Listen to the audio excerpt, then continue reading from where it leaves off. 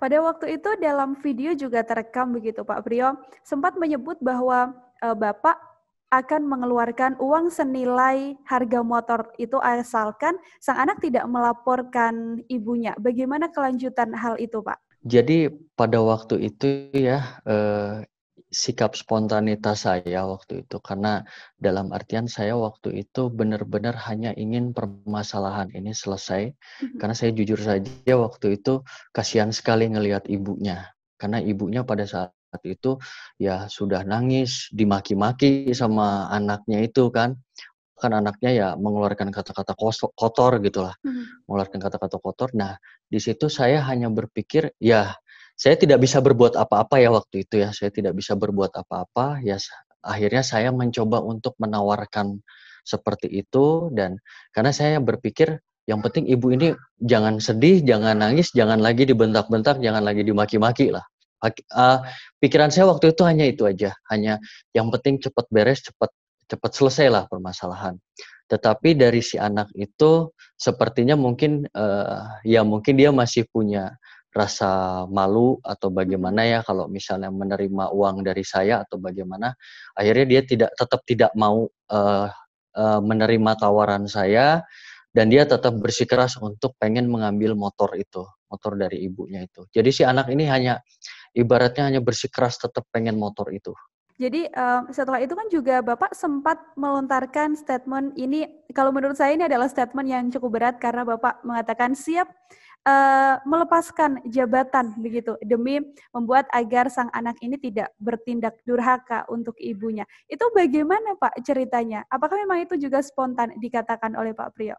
Iya, karena gini, Mbak, waktu itu ya jujur, ya itu tadi memang semuanya spontanitas, Mbak. Karena spontanitas saya waktu itu ya, sedih aja gitu kan, seorang perempuan tua, ibu, ya disakitin sama anaknya, dan memang kalau secara profesi gitu kan, di polisi ya tidak boleh menolak laporan gitu, tidak boleh, gitu. Tetapi di situ, ya waktu itu saya benar-benar ya ibaratnya rasa kasihan saya lah terhadap seorang ibu gitu kan. Jadi ya saya waktu itu bersikeras menolak, dan makanya ya saya tahu konsekuensinya. Seandainya saya menolak laporan itu pasti saya dianggap tidak profesional kan, seperti itu, dan saya ya siaplah menerima resikonya, makanya saya berbicara seperti itu gitu. Ya andai kata misalnya memang saya harus ibaratnya dilepas jabatan dan segala macam, ya itu ya sebuah konsekuensi yang saya harus bisa pertanggungjawabkan gitu, Mbak. Gitu. Tapi setelah kejadian itu bagaimana respon keluarga, rekan-rekan, sampai orang tua Pak Priyo sendiri? Jadi kalau untuk respon semuanya ya, baik dari keluarga, rekan-rekan ataupun bahkan dari pimpinan pun, pimpinan saya yaitu Pak Kapolda pun, ya alhamdulillah ya, semuanya mengapresiasi tindakan saya.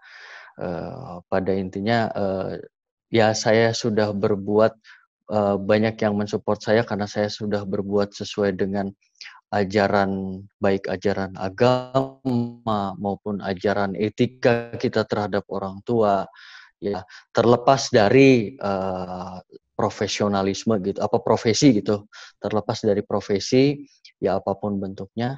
Tapi kembali lagi Mbak, dalam artian dari segi kedinasan pun, kami Polri juga bukan hanya dari ibaratnya bukan hanya dari unsur penegak hukum saja, penegakan hukum Betul. saja, tapi kita juga harus mengedepankan sisi kemanusiaan, kemudian dari sisi sosial bagaimana, budaya maupun agama bagaimana. Itu alhamdulillah sih support semuanya. Terima kasih sudah nonton. Jangan lupa like, subscribe, dan share ya.